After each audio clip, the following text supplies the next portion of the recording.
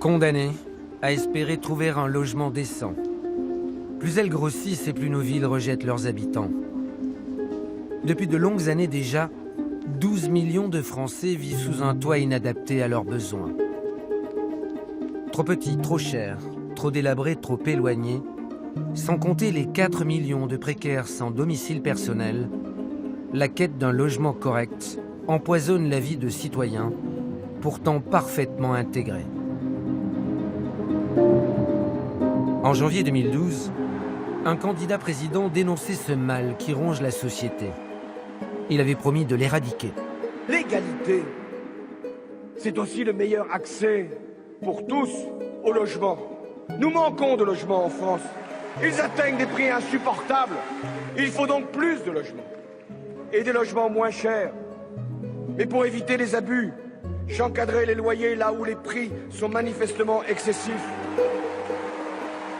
Cette promesse, cette nouvelle politique du logement va devenir l'une des priorités du futur gouvernement. Elle s'est heurtée peu à peu à l'avidité des promoteurs immobiliers ou des propriétaires, au laxisme des municipalités, à l'absence de contrôle de l'État.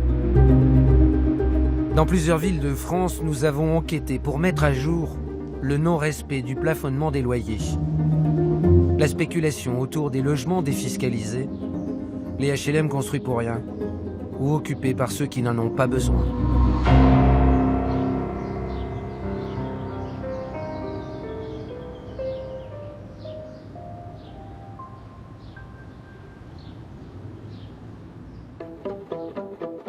Dans les grandes villes de France, le gouvernement voulait d'abord en finir avec la flambée des loyers, près de 60% d'augmentation en 16 ans. En février 2014, la loi Allure a été votée pour cela. Paris, la ville la plus chère de France, a été choisie comme terrain d'expérimentation. Quartier par quartier, l'État a calculé le prix moyen des loyers, puis les a gelés. Depuis août 2015, les propriétaires sont donc censés respecter des plafonds, sauf à se moquer de cette loi.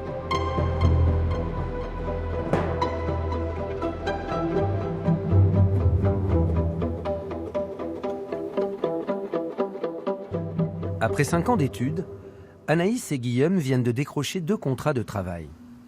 Ce couple gagne désormais 3 000 € net par mois et cherche à quitter ce studio de 20 mètres carrés où il vit à l'étroit.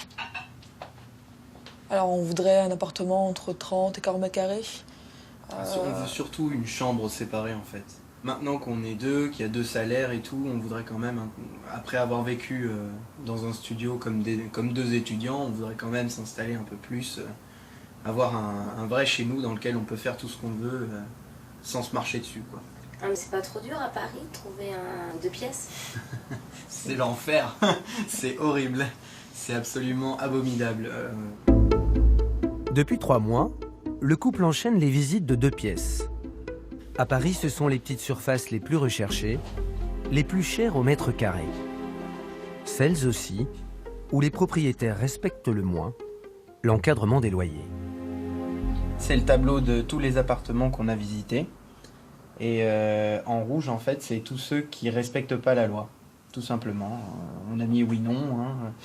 Et du coup, on peut voir que sur les 1, 2, 3, 4, 5, 6, 7, 8, 9, 10, 11 qu'on a dans le tableau, eh ben, il n'y en a que 4 qui respectent la loi. 4 qui respectent la loi Allure. Par exemple, on peut voir celui-ci qui est dans Paris 14. Pour 34 mètres carrés, on est à 925 €. Et une fois qu'on fait le calcul avec la loi, on est normalement à 853 €. Donc on est à presque 75 € au-dessus. Donc voilà. Donc 75 € comme ça pour un mois, on peut se dire que c'est pas beaucoup, mais... 75 €, ça nous fait manger pendant une semaine.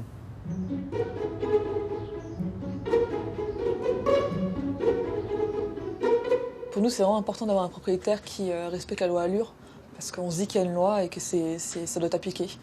Voilà, il y a une loi, elle est là, elle devrait être respectée. Et bizarrement, c'est pas facile à trouver.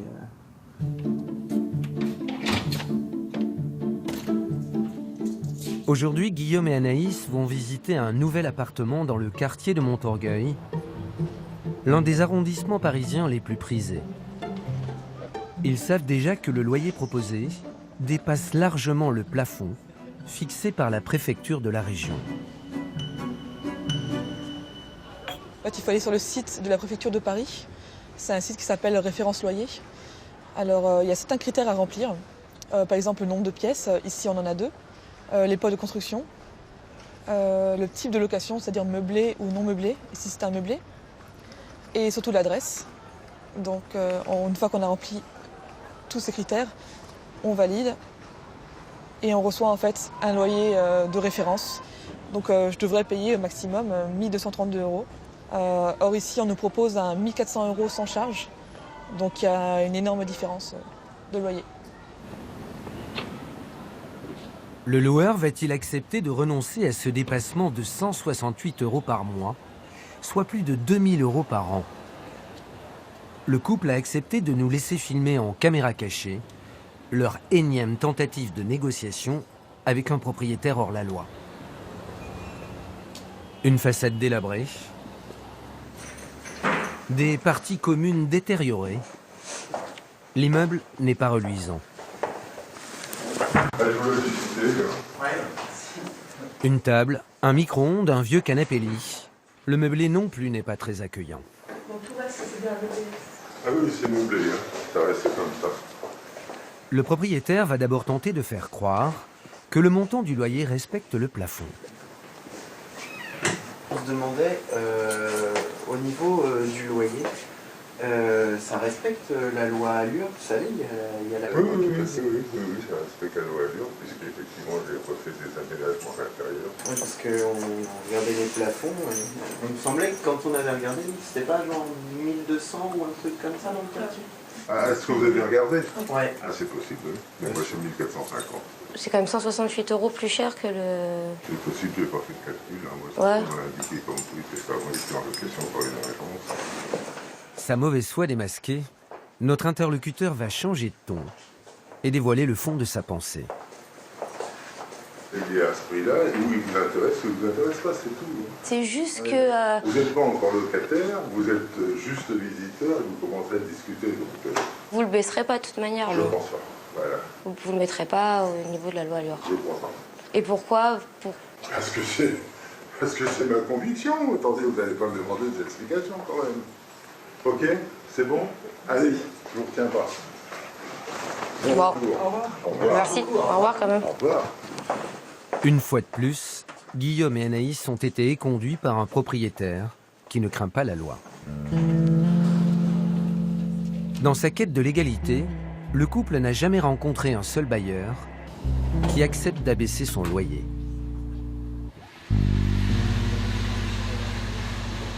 On est déçus, mais on a l'habitude et on sait que ça va être comme ça assez souvent encore.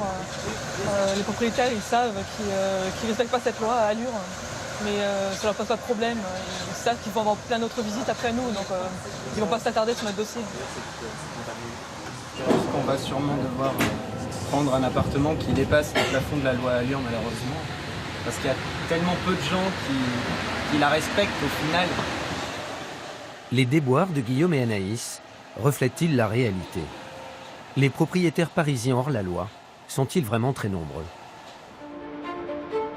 Depuis son entrée en vigueur, une association de consommateurs a enquêté sur le non-respect de la loi Allure.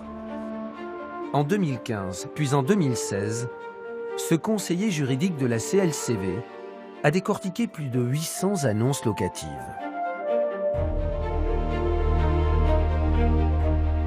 Ces conclusions sont accablantes. Près de 50% des propriétaires qui gèrent eux-mêmes leurs biens ne respectent pas l'encadrement des loyers.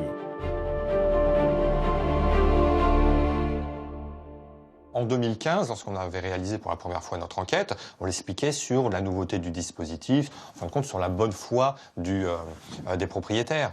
Là, en 2016, donc avec toute la médiatisation en plus qu'il y a eu autour de la loi Allure, on ne peut plus arguer vraiment de la méconnaissance du dispositif. Donc on est clairement sur une violation, du moins pour un grand nombre des bailleurs concernés, sur une violation pure et simple et délibérée de la loi. Ils estiment que le loyer est trop faible par rapport à ce qu'ils pouvaient escompter. Alors, le pire, c'est que lorsqu'on calcule l'encadrement des loyers, lorsque le préfet prend son arrêté, il le fait en fonction quand même de la réalité économique. Donc des loyers tels qu'ils sont pratiqués localement dans le quartier précisément où le logement est loué. Les propriétaires qui louent en direct ne sont pas seuls à être trop gourmands. Les professionnels de l'immobilier aussi abusent de leurs clients. Le taux de non-conformité de 25% lorsque c'est une agence immobilière.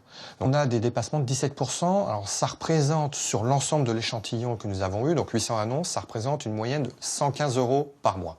Donc ça fait plus de 1 300 € à l'année, donc ce qui est une somme qui est franchement très importante pour le locataire.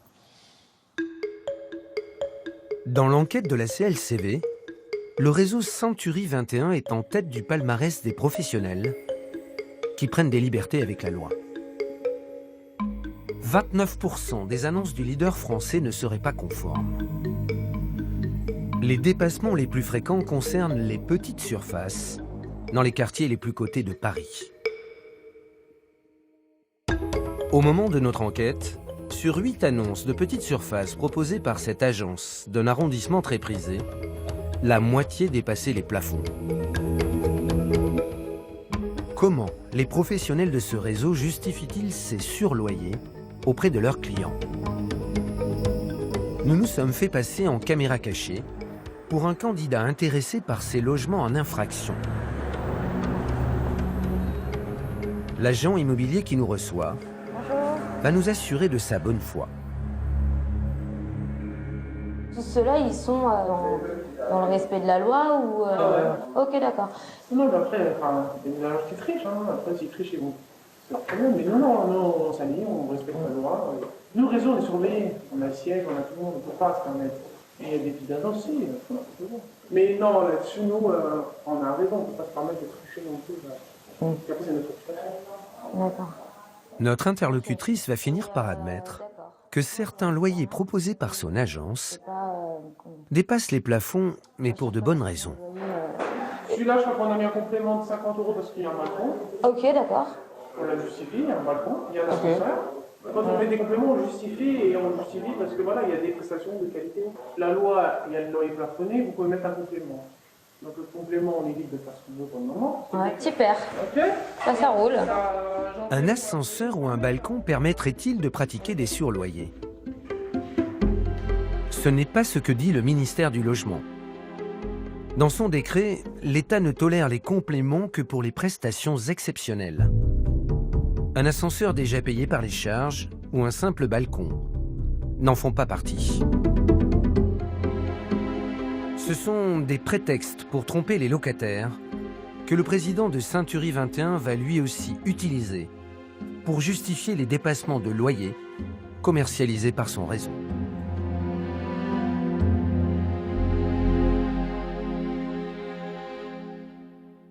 Vous pouvez majorer le loyer comme bon vous semble et décider que votre appartement, son loyer, il peut être loué beaucoup plus que les autres. Ces compléments de loyer, comment les agences Century 21 les justifient et qu'est-ce qui rentre dans les compléments de loyer? C'est tout le problème de cette loi. C'est que le législateur n'a pas pris le temps de définir clairement ce qu'était une dimension exceptionnelle. Il précise quand même 3 choses. Il ne peut pas être pris en compte tout ce que le locataire paye déjà en charge commune. Donc un ascenseur, oui, normal. L'entretien des parties communes, etc.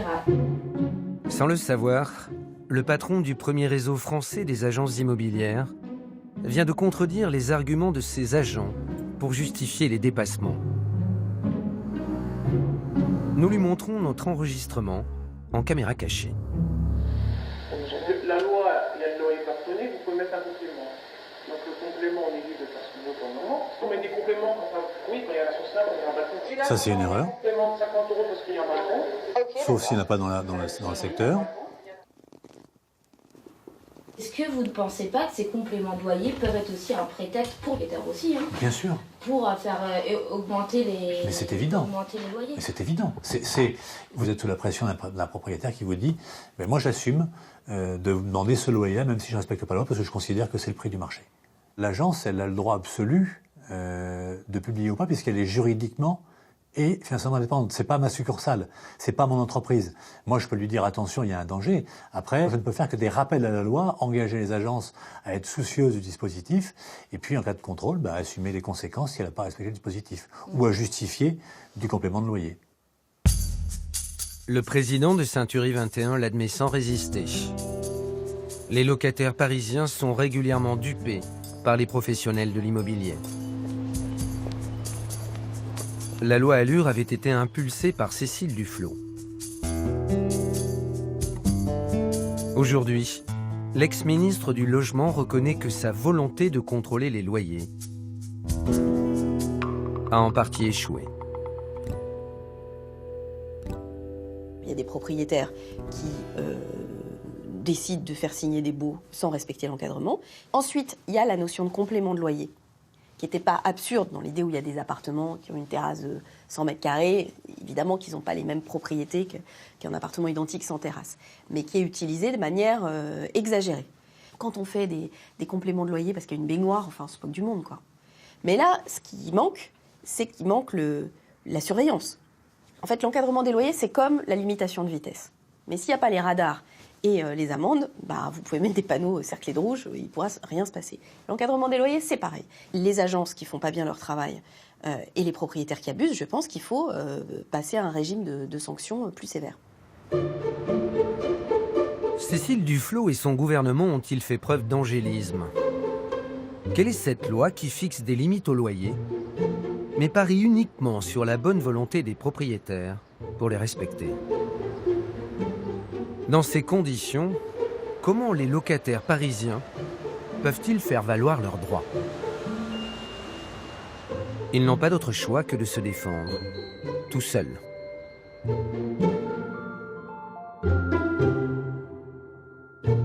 Depuis 1 an et demi, Laura et Julien logent dans ce 2 pièces de 29 mètres carrés à 1 100 € par mois.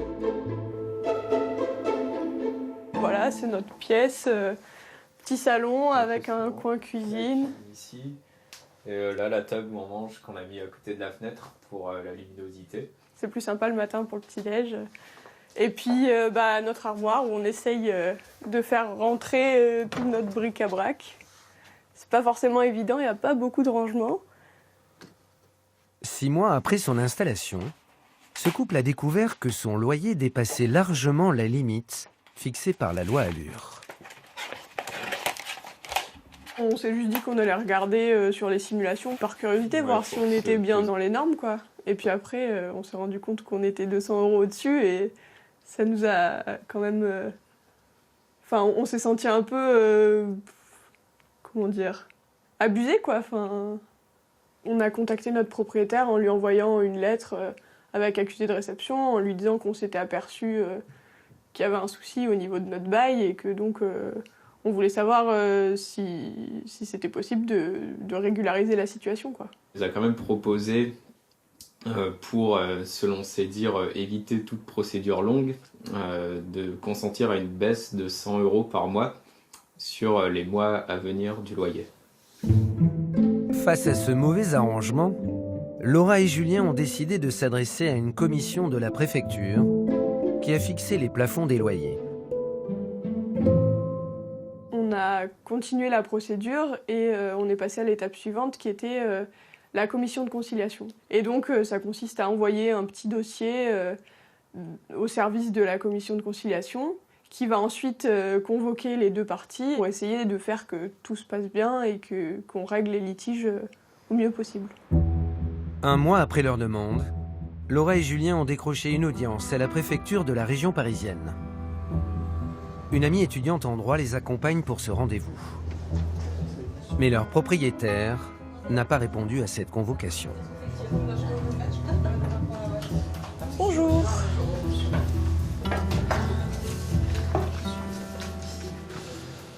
Alors, comme le propriétaire n'est pas là, on va avoir du mal à concilier. Oui. Ce qui veut dire que on devra dire que la référence majorée étant dépassée, pas de justification de complément de loyer, parce qu'il n'y en a pas dans le bail, ce qui donc va nous amener à dire qu'il y a une restitution de loyer dû depuis le début de l'entrée dans les lieux.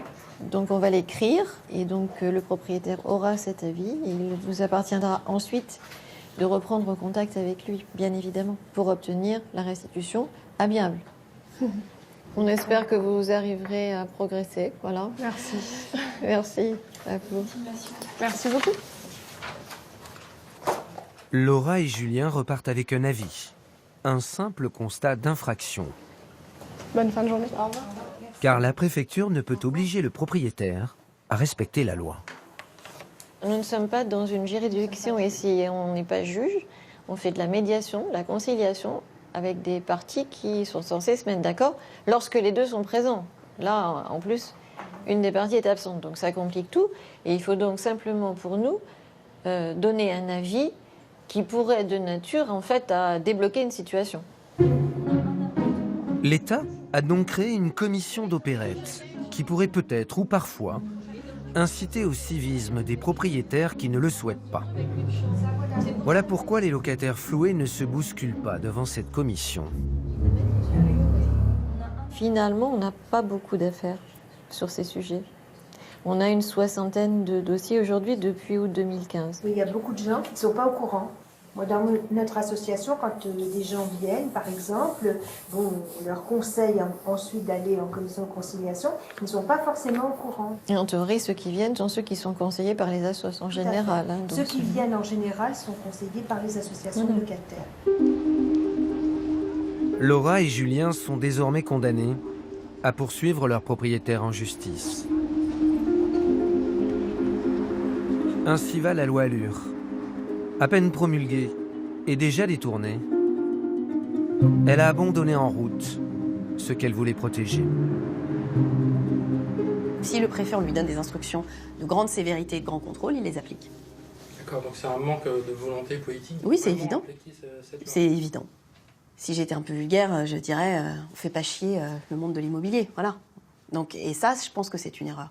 Donc, je crois qu'il faut remettre des règles, remettre de la normalité, remettre un prix raisonnable, considérer que le logement, c'est un bien de première nécessité. Et d'ailleurs, ce qui est très intéressant, c'est que si on compare dans d'autres pays, y compris dans des pays très libéraux, comme les États-Unis, à New York, je crois que c'est presque la moitié du parc qui fait l'objet d'une forme d'encadrement. Donc, on était une exception hein, sur ce sujet-là. Beaucoup de pays régulent, l'Allemagne, mais d'autres pays, avec différents systèmes, le prix du logement, tout simplement. Après cette expérience parisienne, l'encadrement des loyers a été étendu en 2017 à la métropole lilloise.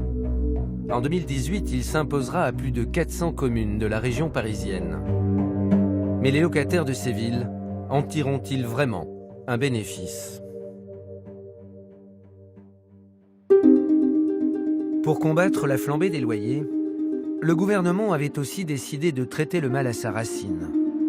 La pénurie de logements qui favorise la spéculation. En 2014, la loi Pinel a été lancée pour encourager la construction dans les villes où les logements sont rares et donc trop chers. Des agglomérations que l'État a classifiées zone A, comme Lille. Pour convaincre les propriétaires d'investir, l'État a dépoussiéré une vieille recette. Leur accorder des réductions d'impôts en contrepartie de loyers modérés. Un échange de bons procédés, pas vraiment respecté.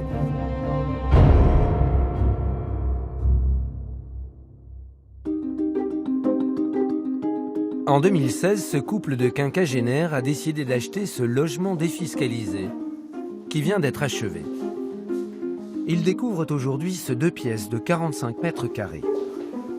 Déjà propriétaires d'une maison, Florence et Lorenzo ont trouvé le moyen d'agrandir leur patrimoine avec un emprunt qui ne leur coûte presque rien. Très bien. On rembourse 1 200 € par mois. Donc on a 600 € de loyer qui va venir déduire cette facture. On a le crédit d'impôt, enfin la déduction fiscale d'environ 400 € qui va encore alléger les choses. Et pour arriver à 1 200 €, il faut qu'on fasse un effort de 200 € pour arriver au montant de la mensualité qu'on va devoir régler à la banque. Cet investissement dans une banlieue chic de Lille est donc une affaire rentable. Car le plafond des loyers autorisés dans les villes classées en zone A n'est pas vraiment modéré. Alors, ce qui est intéressant avec le zonage A dans la loi Pinel, c'est qu'on peut avoir des loyers au niveau du prix du marché. Et donc, la capacité ou la possibilité de louer à un plafond assez élevé, pour nous, c'est aussi intéressant parce que ça nous permet de cibler une population qui soit en capacité de régler les mensualités. Ces propriétaires ont déjà trouvé un couple sans enfants pour leur appartement. Selon la loi Pinel, leurs locataires ne peuvent pas gagner plus de 55 000 € par an, 4 600 € net par mois, presque 7 fois le montant de ce loyer. Pas vraiment le profil de ceux qui peinent à se loger et sont censés bénéficier de logements défiscalisés. La capitale du Nord n'est pas une exception. Avec la loi Pinel, 173 nouvelles communes ont été classées comme Lille en zone A. Pour les 2 tiers d'entre elles, le plafond des loyers atteint le prix du marché. Pour la moitié, il est encore plus élevé.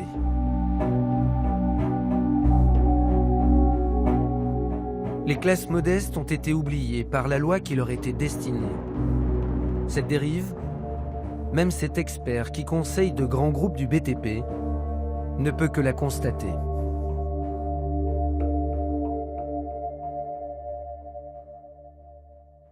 Les classes modestes n'auront pas de logement spécifiquement destiné sur ces communes-là. Donc finalement, on s'éloigne une fois de plus de l'objectif du dispositif Pinel, qui consiste à produire des logements intermédiaires, c'est-à-dire entre le parc on va dire privé, le logement libre, et le parc social. Donc des loyers qui sont censés être environ 20% moins chers que les loyers de marché. Donc quand on a des plafonds Pinel qui sont supérieurs aux loyers de marché, évidemment, on s'éloigne une fois de plus de l'objectif du dispositif.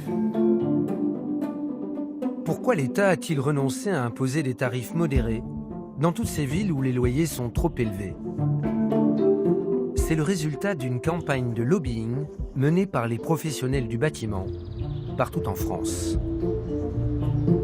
Pascal Boulanger est le PDG d'un grand groupe immobilier. Il est aussi le vice-président de la plus grosse fédération de promoteurs français.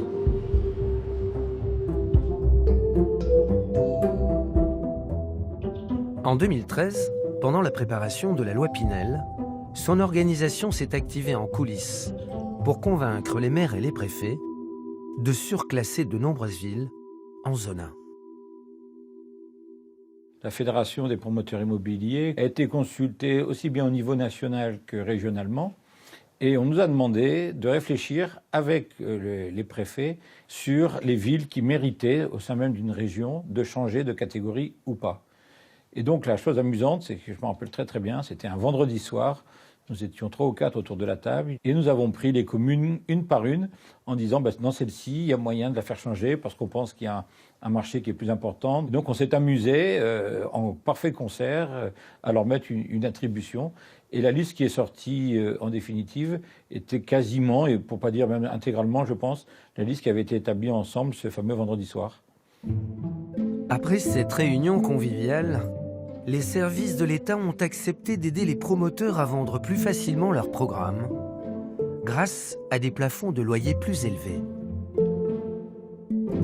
On leur a dit qu'il y avait des villes qu'il fallait un petit peu surévaluer, puisque à chaque fois qu'il y a un zonage, il y a une valeur de loyer qui est affectée. Et si on ne mettait pas quelques villes en zone A, le loyer allait être trop faible et les investisseurs n'allaient pas venir. C'est pour ça que l'État a eu l'intelligence de surcoter certaines villes, d'aller les mettre de zone B à zone A pour pouvoir avoir une légère augmentation des loyers pour que les investisseurs y retrouvent quand même un intérêt.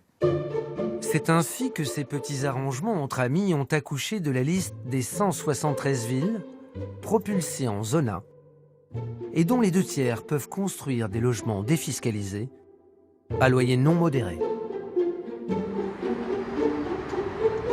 Mais avant de faire tourner les bétonneuses, les promoteurs ont dû attendre le départ de Cécile Duflot, qui n'approuvait pas ce chèque en blanc offert aux propriétaires investisseurs. Il peut y avoir des propriétaires privés qui, de fait, louent des logements avec un loyer modéré, et donc c'est pas interdit de les aider. Ça me va. Mais si vous les aidez pour louer au même prix que si ils louaient normalement, alors là, il n'y a plus de cohérence. Donc non, moi je suis en désaccord avec la manière dont le dispositif Pinel a été mis en place. Il y a quelque chose de pas juste. C'est-à-dire que en fait, tout le monde paye des impôts pour que ceux qui sont plus riches puissent se constituer un patrimoine. Ça ne peut pas tourner. Ça veut dire que vous prenez les impôts de ceux qui n'ont pas les moyens d'acheter pour les donner à ceux qui ont les moyens d'acheter. Et donc vous accroissez les inégalités. L'ex-ministre du Logement n'a pas perdu que cette bataille. Le gouvernement avait aussi décidé de mettre un terme aux appétits des promoteurs qui commercialisent des logements inutiles aidés par l'État. Pour en finir avec ces abus, plus de 3000 communes ont été placées sur liste rouge. Des villes sans besoin locatif, classées en zone B2, comme Béziers.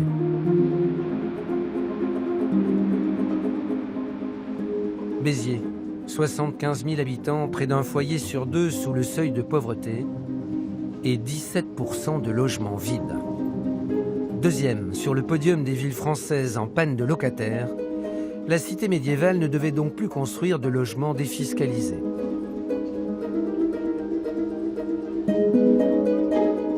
Vincent Thiol fait partie de l'Observatoire des loyers du département de l'Hérault. Il dirige aussi 3 agences immobilières. Cet agent est donc bien placé pour savoir que les candidats à la location ne courent pas les rues dans la ville.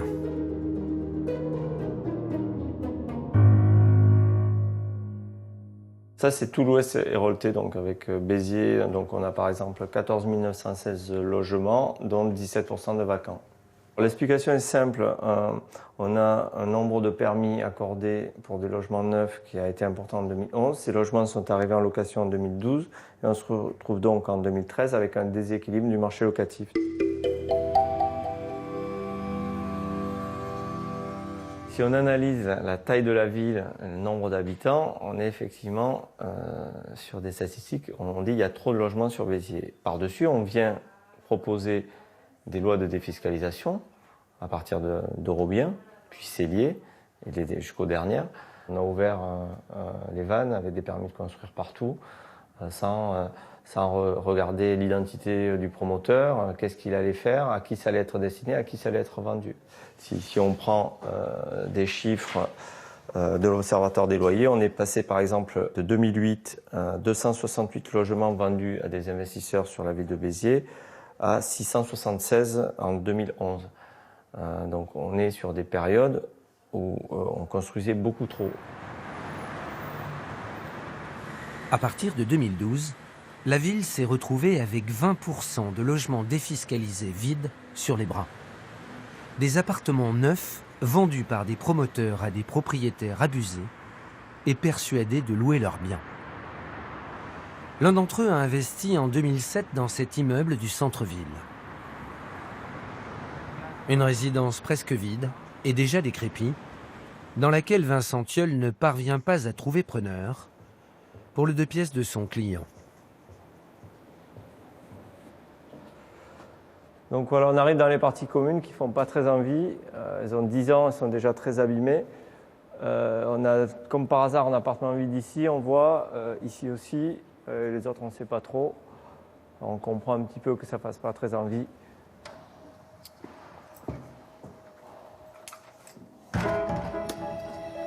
Depuis 10 ans, les propriétaires de ce 40 mètres carrés ne cessent d'abaisser le montant de leur loyer. Même à 350 € par mois, ils n'arrivent plus à le louer. On a déjà perdu 15 000 € de loyer, mais le plus gros préjudice, ça reste à venir, ça va être sur la valeur patrimoniale. Qu'est-ce que ça va valoir dans 10 ans? Moi, je ne pense pas grand-chose. Vous êtes au courant de ce qu'ils achètent les propriétaires? Ils sont loin, donc ils sont des investisseurs de l'autre bout de la France, ils ne se rendent pas compte de l'emplacement, de la mauvaise qualité de l'immeuble. Ils sont venus qu'une fois en 10 ans. Non, je crois qu'ils ne sont pas conscients de la mauvaise affaire qu'ils ont fait. À Béziers, on ne compte plus les propriétaires abusés et aujourd'hui ruinés. Pourtant, dès 2009, le Crédit Foncier, la banque qui finance le BTP, avait adressé une mise en garde. Béziers était saturé, il fallait arrêter d'y bâtir des logements. Ce rapport public, cette alerte lancée sur une 60aine de villes, a été ignorée par les promoteurs. Depuis 2015, leur chantier tourne même à plein régime, grâce à la loi Pinel.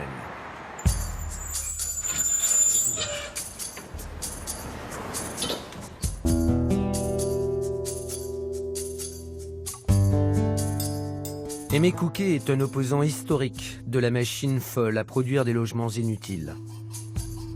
Cet élu observe avec consternation toutes ces nouvelles résidences défiscalisées Pinel qui sortent aujourd'hui de terre.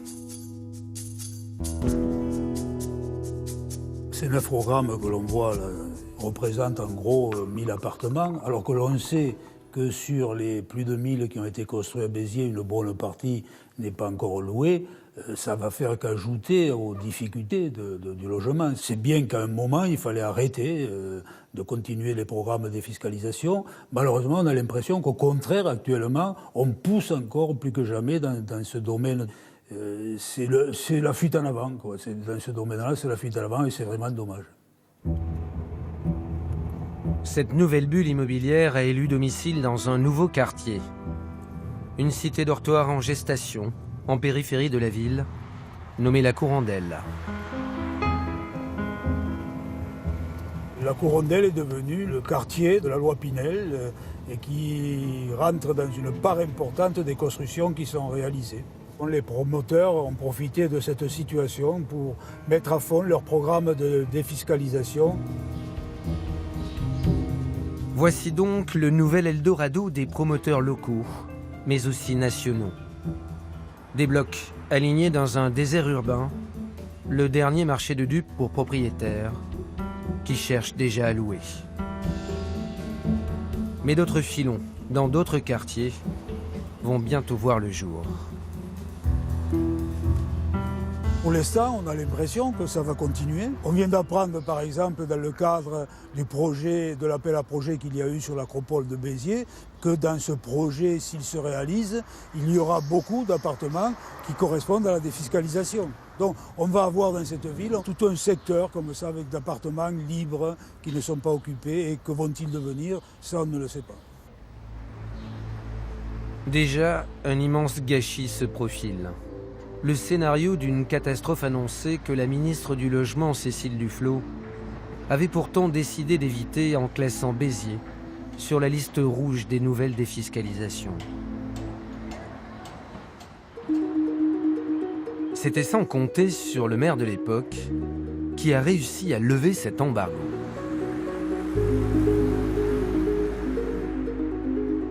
En 2013, Raymond Couder s'est transformé en VRP du BTP pour sortir Béziers de la zone rouge et distribuer des permis de construire aux promoteurs.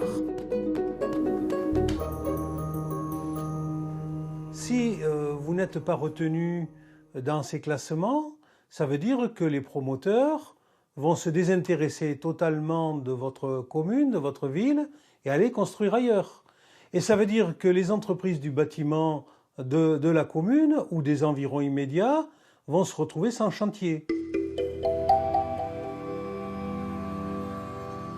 À ce moment-là, j'étais sénateur, donc j'ai profité évidemment de ma proximité avec les cabinets ministériels, avec les ministres, mais j'ai profité de cette proximité pour insister auprès d'eux, insister auprès du préfet, puisque le préfet a eu un rôle important dans le classement en B2.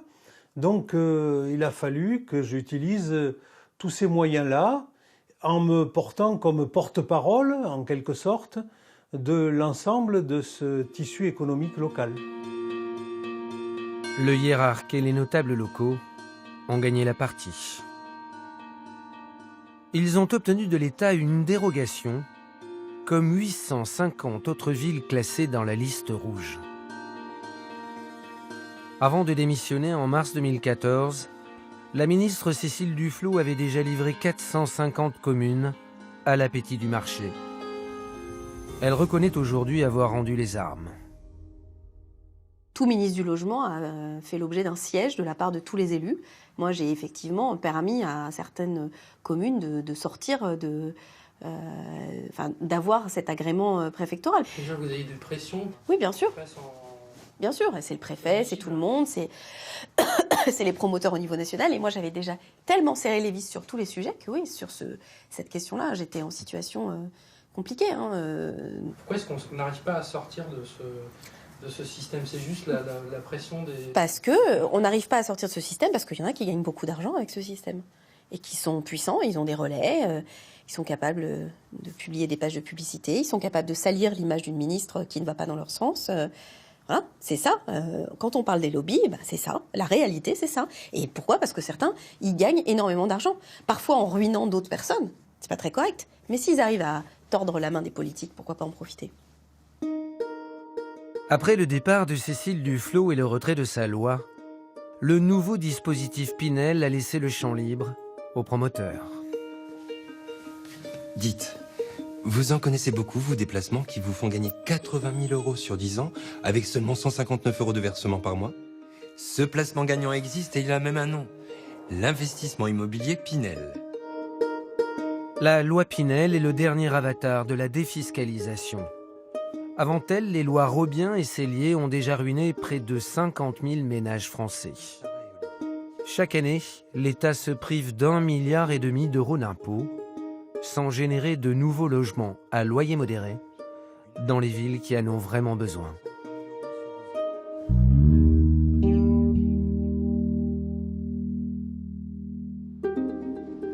Que reste-t-il alors comme issue de secours pour les plus modestes d'entre nous? Ceux qui ne peuvent se loger sur le marché privé. Près de 2 millions de foyers attendent aujourd'hui un logement social. En janvier 2015, un drame a réveillé la conscience du gouvernement. Pour Manuel Valls, les assassins de Charlie Hebdo ont grandi dans des HLM devenus des ghettos. Le Premier ministre avait donc décidé de forcer les villes à plus de mixité. Il ne peut plus y avoir des villes qui concentrent tous les logements sociaux et d'autres qui, par égoïsme, les refusent. Nous mettrons donc tout en œuvre pour que les communes respectent scrupuleusement les obligations de construction de logements sociaux prévues par la loi. Nous l'avons déjà dit, mais je le répète, l'État agira avec une très grande fermeté. Depuis, toutes les communes de plus de 3500 habitants en province doivent atteindre l'objectif de 20% de logements sociaux dans leur parc locatif. La loi de solidarité et de renouvellement urbain, la SRU, ne tolère pas la moindre exception, même dans les villes sans besoin HLM, comme Vichy par exemple. Vichy, sous-préfecture de l'Allier, est une ville thermale autrefois florissante et peu à peu désertée. Vichy est la championne de France de la vacance locative. 20% de ces logements ne trouvent pas preneur, dont beaucoup de HLM inoccupés.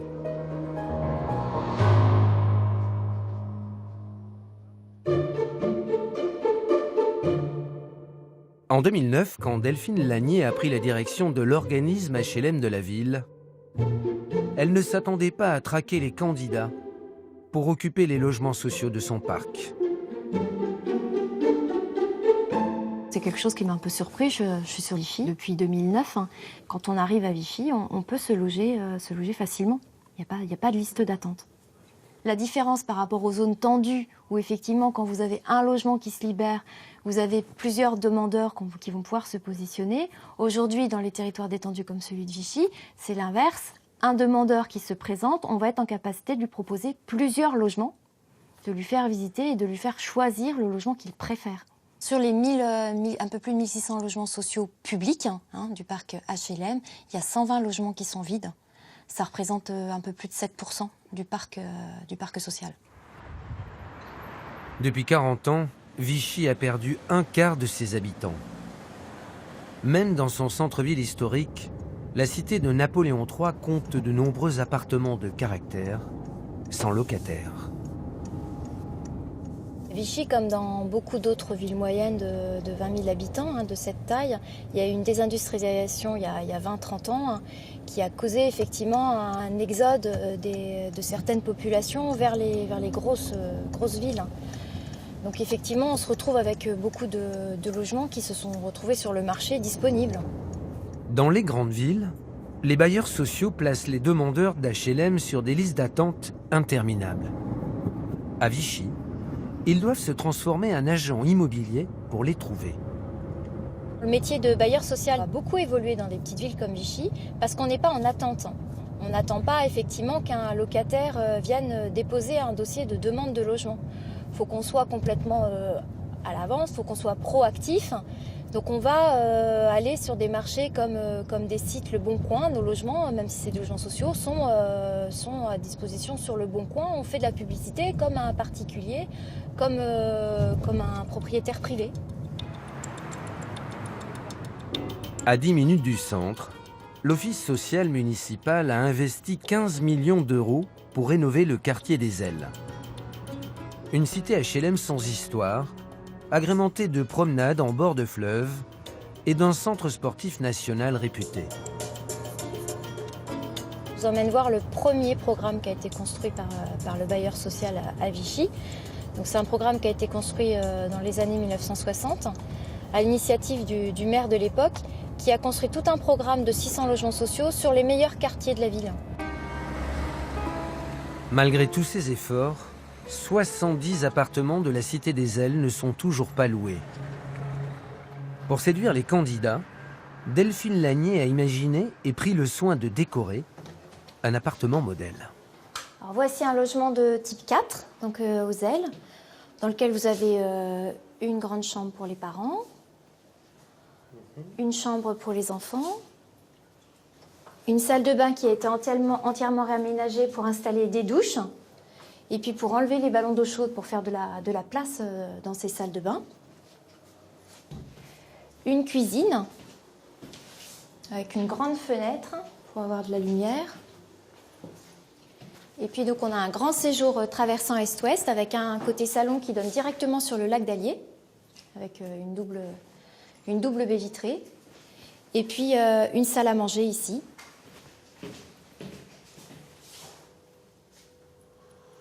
On arrive à proposer ces logements à 350 € par exemple pour ce type 4. Il fait un petit peu moins de 70 mètres carrés. Et puis toutes les charges sont donc comprises puisqu'on a le chauffage qui est collectif, l'eau chaude qui est collective, l'eau froide est également compris dans les charges, les ascenseurs quand il y en a un, les frais de gardiennage puisqu'il y a un gardien. Ça fait 150 € à peu près de charges. Donc au total, à un petit peu moins de 500 €, on a un logement de type 4. Aujourd'hui, comme les locataires ont le choix, si le logement, même avec cette belle vue, n'est pas un étage qui les satisfait, n'est pas à côté de la voisine qu'ils souhaitaient avoir, n'est pas avec un ascenseur, ils ne trouvent pas forcément de preneur.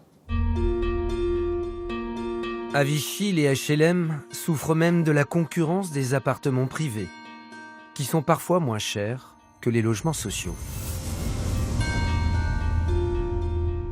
Un marché locatif aberrant, une situation rêvée pour les locataires, mais un cauchemar pour les agents immobiliers. Depuis plus de 20 ans, le patron de cette agence guette les clients. Un appartement sur 5, 4000 locations privées dans la ville, reste vide.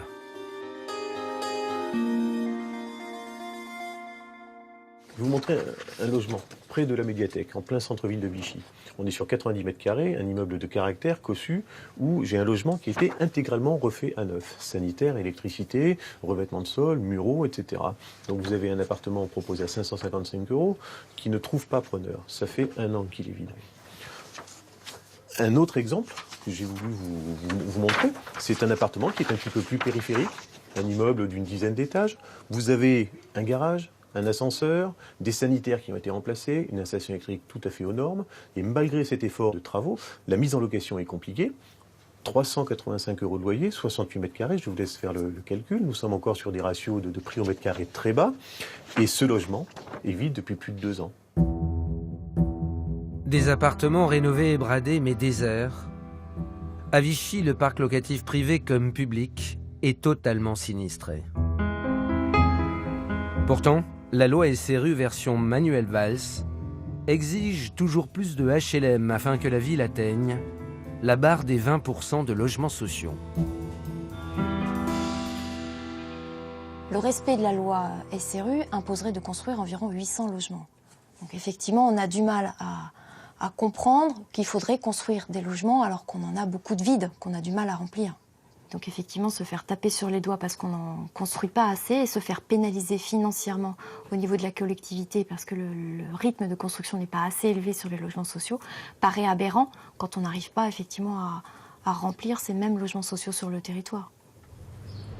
Face à ce dogmatisme absurde de l'État, la mairie est entrée en résistance. Elle refuse de produire ces centaines d'HLM inutiles. Mais cette volonté de ne pas dilapider l'argent public coûte cher à la collectivité. Le 27 février 2015, nous avons reçu cet arrêté du préfet du département nous signalant que la ville de Vichy allait voir, alors ce n'est pas un versement en tant que tel, mais c'est une diminution des subventions d'État à la commune pour un montant de 172 611 €, donc par un arrêté du 27 février 2015, nous disant voilà, fin de la récréation, vous nous devez 172 611 tant que vous n'avez pas les 20% de logements sur la commune. Il y a des territoires où il y a un très fort besoin, où il y a des populations en très forte augmentation. Sur ces territoires-là, il faut augmenter et il faut concentrer les moyens. Il y a d'autres territoires comme les nôtres où il y a suffisamment de logements. Et là, sur ces territoires-là, il faut que l'État diminue son intervention et laisse faire naturellement les territoires sans les pousser à construire des logements qui, in fine, sont vides.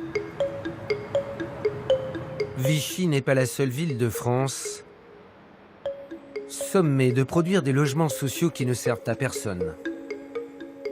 Selon la Cour des comptes, 32 départements sont aussi frappés par la vacance locative et trop de logements sociaux inoccupés. Un peu partout sur les territoires en déclin, près de 130 000 HLM ne serviraient à rien. C'est la conclusion à laquelle est parvenue une journaliste spécialisée dans le logement.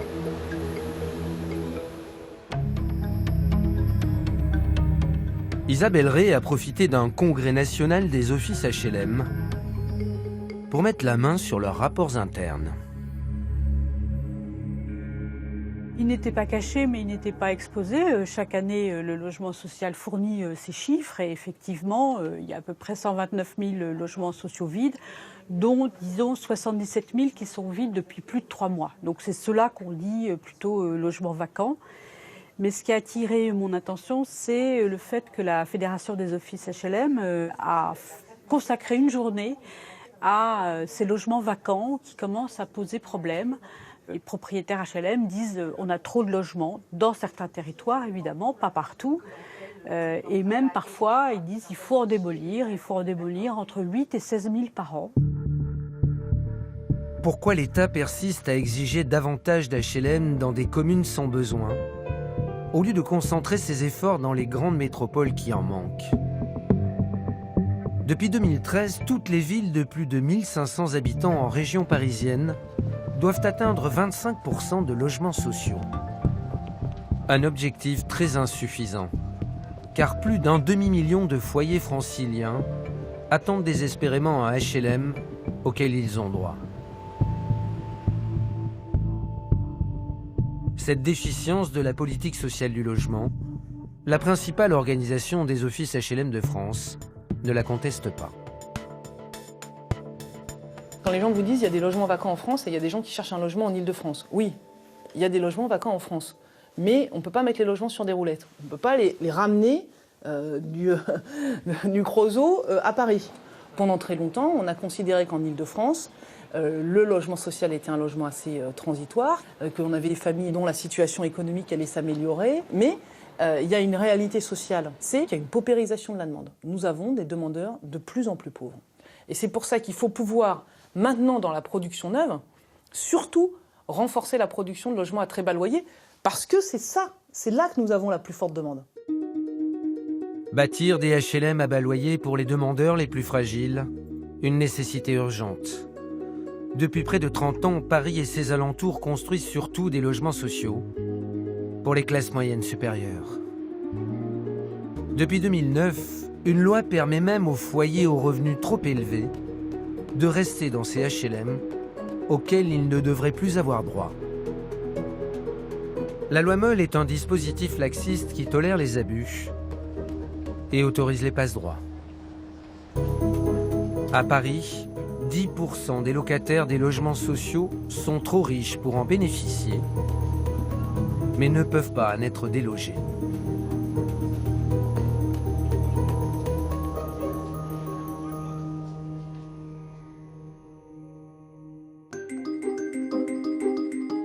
Avec plus de 36 000 logements sociaux, la RIVP est le deuxième office HLM parisien. Dans son parc, de nombreux locataires ont des salaires trop importants. Chaque année, Virginie Blin est chargée de les identifier. On a pu constater qu'on avait 22% de locataires qui ont des revenus qui dépassent le plafond de ressources de leur logement. C'est des gens qui, au moment de leur entrée dans les lieux, respectaient les plafonds de ressources affectés à leur logement. Donc leur place, elle était tout à fait justifiée lors de leur entrée dans les lieux. C'est juste que leur parcours personnel, leur parcours de vie a fait que leurs ressources ont augmenté. Et en tout cas, ils avaient leur place dans le logement social lorsque le logement leur a été attribué. Plus de 97% des logements de la RIVP sont des HLM haut de gamme, nommés PLUS ou PLS. Pour y avoir droit, un couple sans enfant, par exemple, peut gagner jusqu'à 3 800 € net par mois pour les PLUS et 4 900 € net par mois pour les PLS. Ce sont les plafonds de revenus au-delà desquels, théoriquement, les locataires devraient céder leur place. Mais beaucoup d'entre eux les dépassent et peuvent tout de même rester. Ce tableau recense tous les locataires de la RIVP avec l'indication du taux de dépassement de leurs revenus par rapport au plafond. Donc on voit que dans la grande majorité, c'est des taux qui sont entre 20 et 50% de dépassement. Grâce à la loi Moll, les revenus de ces locataires peuvent atteindre jusqu'à 100% de dépassement, soit le double des ressources maximales autorisées pour loger dans un HLM. La loi Moll, globalement, c'est le seul moyen que l'on a de faire partir de manière un peu autoritaire les locataires. En tant que bailleur social, on n'est pas en capacité de leur demander de partir. Donc c'est simplement le locataire qui décide quand il souhaite partir. Et nous, on ne peut pas lui imposer de partir, sauf les cas de dépassement de plafond de ressources, comme le prévoit la loi Moll. À cause de cette loi permissive, un couple sans enfant peut ainsi gagner jusqu'à 9 800 € net par mois et continuer d'occuper par exemple cette charmante résidence du 13e arrondissement parisien.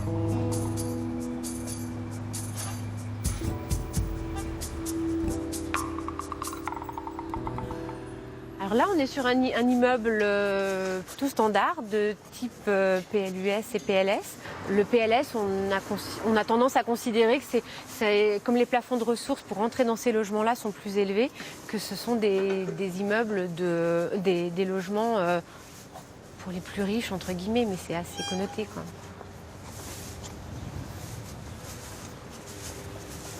Alors là, on est sur un immeuble de 112 logements. Un immeuble des années 70 qui a été rénové et intégralement réhabilité il y a quelques années. On a à peu près 8% des locataires qui règlent un supplément de loyer, ce qui dépasse les plafonds et donc les seuils de déclenchement du SLS. Le SLS, le supplément de loyer, la bonne conscience des offices HLM et de l'État qui permettent aux foyers aisés d'occuper ces logements sociaux. Ici, 9 locataires paient des surloyers pour des appartements dont les tarifs restent très en dessous des prix du marché privé. En Île-de-France, près de 120 000 ménages bénéficient ainsi abusivement de HLM, au détriment de 634 000 franciliens qui attendent depuis près de 10 ans avant de décrocher un logement social auquel ils ont droit. Une injustice sociale à laquelle la dernière ministre du Logement a tenté de s'attaquer, sans succès. Je pense que dans la question du logement social, il y a cette confrontation entre ce qu'on dit les insiders et les outsiders. C'est-à-dire qu'on a 2 millions de personnes qui frappent à la porte du logement social pour mieux se loger. Et on a des gens qui sont bien logés dans le logement social depuis très longtemps et qui, malgré des revenus très confortables, disent « je vais y rester ». Je vous donne un exemple comme ça. À Paris, pour un PLS, en tant que célibataire, pour entrer dans un PLS, en gros, mensuellement, vous devez gagner autour de 2 500 € et vous avez le droit de rester dans votre logement social, même quand vous gagnez 5 000 €, pour vous seul. Hein. Ce qui pose déjà une question. Et la réalité, c'est qu'on ne peut pas en même temps dire il faut loger tout le monde, et notamment en particulier les gens qui ont le plus de difficultés, et dire de l'autre côté ah ben non, mais des gens qui sont très au-dessus des revenus, on va les laisser chez nous. Ça s'appelle de la justice sociale et juste de la cohérence. On doit mieux attribuer de logements au public du premier quartile de revenus, c'est-à-dire les gens les plus pauvres. Sauf que derrière, il faut un maire, c'est quand même le maire qui, hélas, donne encore le permis de construire, et c'est un niveau de blocage qui est toujours important. Et puis il faut un bailleur qui accepte de construire des logements très sociaux. Pourquoi ? Parce qu'un logement très social, c'est un logement donc avec un niveau de loyer qui est le plus faible, donc qui a un rendement moins important. Et moi, je peux pas vous cacher les choses. On a des bailleurs qui n'ont pas très envie de loger les publics les plus pauvres.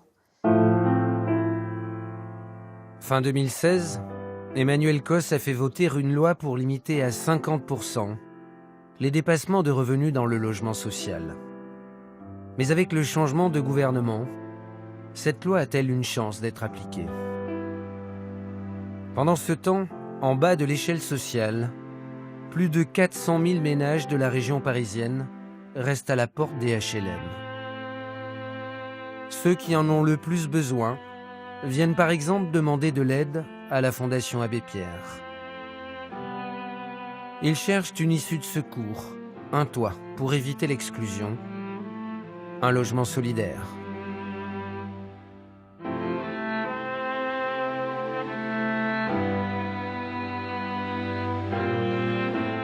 Et les personnes qui viennent nous voir ont très peu de CDI, c'est souvent des CDD, des temps partiels subis, ou alors des CDI, mais des CDI au SMIC. Or, le montant moyen du loyer pour 50 mètres carrés dans le parc privé, c'est un peu plus de 1 100 €. Donc évidemment, si vous avez un SMIC, pour vous loger, si vous avez une famille dans le parc privé, c'est aujourd'hui devenu mission impossible. Donc du coup, le parc social devient la seule solution pour ces ménages, pour pouvoir se reloger dignement, pour pouvoir vivre convenablement avec leur famille. Et la tension est telle sur le parc social que c'est extrêmement difficile d'y accéder. On a aujourd'hui, en prenant les seules personnes qui résident à Paris et qui demandent un logement social à Paris, c'est 120 000.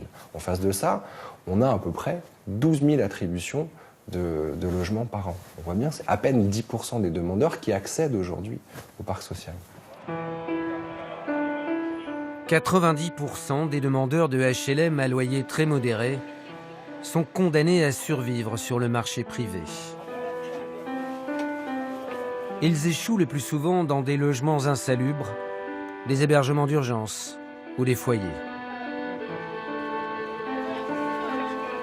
À 48 ans, Yagouta vit seule avec un fils adolescent à Paris. Depuis bientôt 18 ans, cette mère célibataire désespère, matricule égarée dans la liste d'attente du logement social. Elle est pourtant classée DALO depuis 2011, c'est-à-dire prioritaire pour l'attribution d'un HLM.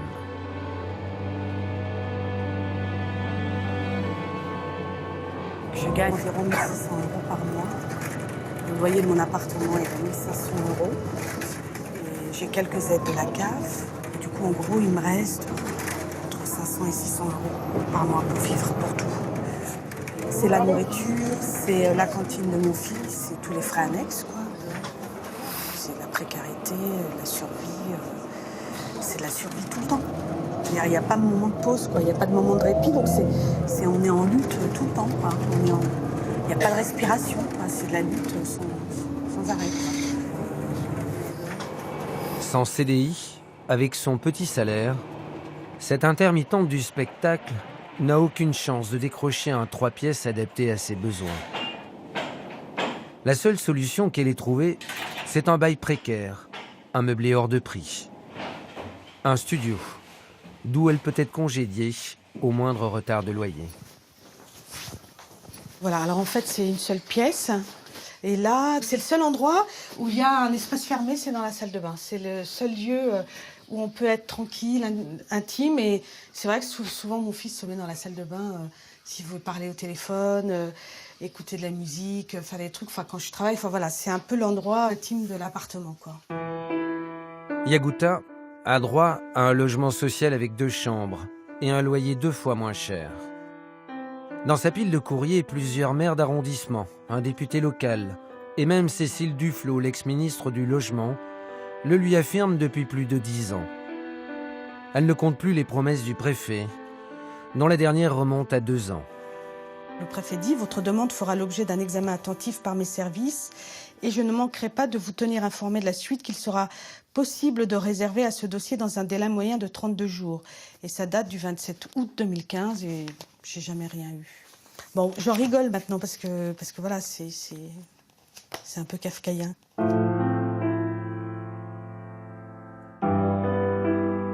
Je vois qu'il y a des gens qui arrivent à avoir des appartements beaucoup plus facilement autour de moi et qui sont plus riches que moi et qui ont des appartements HLM.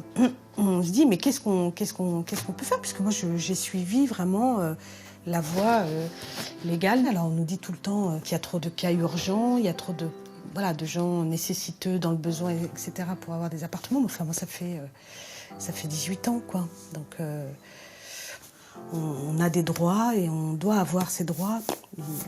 L'État n'y répond même pas. Donc, ça veut dire qu'il y a une faillite quelque part très grave de l'État pour honorer leur engagement, quoi. Il y a quelque chose qui ne va pas.